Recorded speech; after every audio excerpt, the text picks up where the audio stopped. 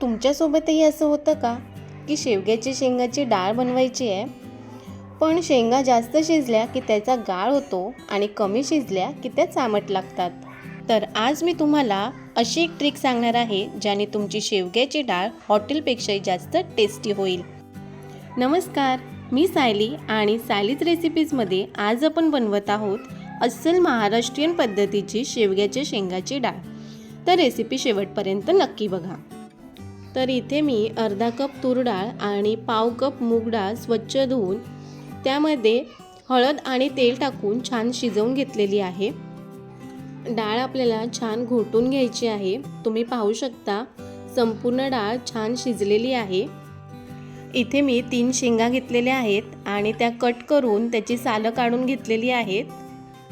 शेंगा कधीही डाळीसोबत कुकरला लावू नका, नाहीतर त्याचा लगदा होतो. इथे मी एका कढईमध्ये 3 ते 4 चमचे तेल गरम करायला ठेवले. तेल चांगलं गरम झालं की त्यामध्ये आपल्याला अर्धा चमचा मोहरी घालायची आहे. मोहरी चांगली तडतडली की आपल्याला त्यामध्ये अर्धा चमचा जिरं घालायचं आहे. इथे मी 7 ते 8 लसणाच्या पाकळ्या ठेचून घेतल्या आहेत, त्या घालायच्या आहेत. सोबतच कढीपत्तासुद्धा घालायचं आहे. आता आपल्याला लसणाचा रंग बदलेस्तोवर लसूण परतून घ्यायचं आहे. तुम्ही पाहू शकता लसणाचा रंग चेंज झालाय. आता आपल्याला यामध्ये टोमॅटो घालायचा आहे. इथे मी एक छोटा टोमॅटो बारीक कट करून घेतला आहे. आता आपल्याला हा टोमॅटो छान मऊ होईपर्यंत शिजवून घ्यायचा आहे. तुम्हाला पाहिजे असल्यास यामध्ये तुम्ही एक छोट्या साईजचा कांदा सुद्धा कट करून घालू शकता. तुम्ही पाहू शकता टोमॅटो छान शिजलेला आहे. आता यामध्ये आपण घालायचे पाव चमचा हळद, 1 चमचा घरगुती मसाला, अर्धा चमचा जिरा पावडर, अर्धा चमचा धना पावडर आणि सोबतच पाव चमचा गरम मसाला घालायचे. आता हे सर्व पावडर मसाले व्यवस्थित एकजीव करून घ्यायचे. सर्व मसाले व्यवस्थित परतून झाले आहेत. आता यामध्ये घालायचे आहेत शेवग्याच्या शेंगा आणि शेवग्याच्या शेंगा या मसाल्यांमध्ये व्यवस्थित 1 ते 2 मिनिटं परतून घ्यायचे आहेत. असं केल्याने सर्व मसाले शेवग्यांमध्ये ॲब्झॉर्ब होतात आणि शेवग्याच्या शेंगा अतिशय टेस्टी लागतात. शेवग्याच्या शेंगा परतून झालेल्या आहेत. आता यामध्ये आपल्याला घालायचं आहे डाळीचं पाणी.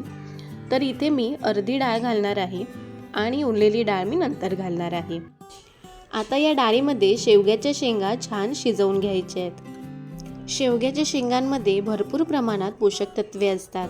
यामध्ये भरपूर कॅल्शियम, लोह, विटॅमिन ए, विटॅमिन सी असते, जे आपली हाडं मजबूत करण्यासाठी, रोगप्रतिकारशक्ती वाढवण्यासाठी, रक्तातील साखर नियंत्रित करण्यासाठी आणि पाचन सुधारण्यासाठी मदत करतात. त्यासाठी शेवग्याच्या शेंगा आठवड्यातून 2दा तरी खाल्ले गेले पाहिजेत. तर तुम्ही अशी शेवग्याच्या शेंगाची डाळ बनवू शकता. तुम्ही पाहू शकता डाळीला छान उकळी यायला लागली आहे. आता ही डाळ आपल्याला छान उकळवून घ्यायची आहे. साधारण 10 ते 15 मिनिटं आपल्याला डाळ उकळवून घ्यायची आहे, जेणेकरून ज्या शेंगा आहेत ते छान शिजतील. आता यावर झाकण ठेवायचं आहे आणि 10 ते 15 मिनिटं शेंगा छान शिजवून घ्यायच्या आहेत. 15 मिनिटं झाली आहेत. आता आपण चेक करूया शेंगा शिजल्यात की नाहीत ते. शेंगा 70 ते 80% शिजलेल्या आहेत. आता यामध्ये आपल्याला उरलेली डाळ घालून घ्यायची आहे आणि थोडंसं पाणी घालून त्याची कन्सिस्टन्सी ॲडजस्ट करायची आहे. आता यामध्ये आपण चवीपुरतं मीठ घालायचं आहे आणि मीठ घालून ही डाळ छान ढवळून घ्यायची आहे. आता या डाळीला छान उकळी काढून घ्यायची आहे. तुम्ही पाहू शकता डाळीला उकळी यायला लागलेली आहे. आता ही डाळ आपण पुन्हा मिक्स करून घेऊयात. आणखीन 10 मिनिटं ही डाळ आपल्याला शिजवून घ्यायची आहे, जेणेकरून शेंगा आहेत त्या संपूर्ण शिजतील. मस्त खळखळून उकळी आलेली आहे. आता आपण चेक करूया शेवग्याची शेंग शिजली आहे की नाही ते. शेवग्याच्या शेंगाचा कलर चेंज झाला आहे आणि तुम्ही पाहू शकता शेंगा मस्त शिजलेल्या आहेत. आता यावर आपण कोथिंबीर घालूयात आणि ही डाळ गरमागरम सर्व करूयात. एकदा तरी तुम्ही अशा पद्धतीने शेवग्याच्या शेंगाची डाळ नक्की बनवून बघा आणि व्हिडिओ आवडली असेल तर लाईक करा, शेअर करा आणि सबस्क्राईब करायला विसरू नका. रेसिपी कशी वाटली कमेंट करून नक्की सांगा.